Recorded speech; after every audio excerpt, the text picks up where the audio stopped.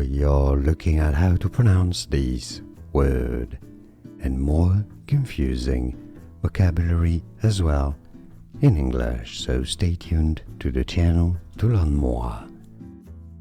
This designates a person who loves the moon. Yeah, who doesn't love the moon?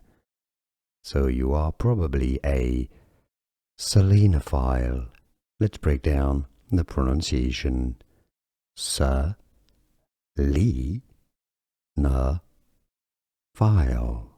You do want to stress on that second syllable on the li syllable. Selenophile. And now you know. Like this video if you found it useful. Appreciate the support. More videos for you here to learn more.